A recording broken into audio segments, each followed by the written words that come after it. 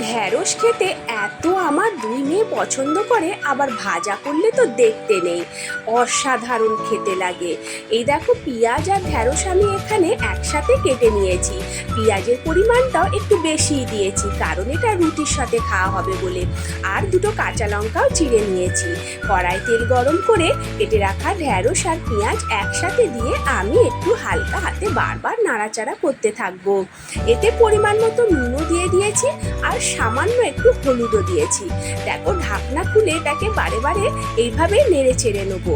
তবে ঢ্যাঁড়স তো বেশিক্ষণ লাগে না সেদ্ধ হতে। এইরকম ঝরঝরে ঢ্যাঁড়স ভাজাটা রুটির সাথে দারুণ লাগে।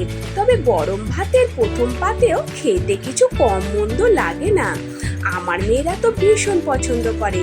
তোমাদের বাড়ির কে কে ঢ্যাঁড়স ভাজা পছন্দ করে আমাকে কমেন্ট করে অবশ্যই জানিও।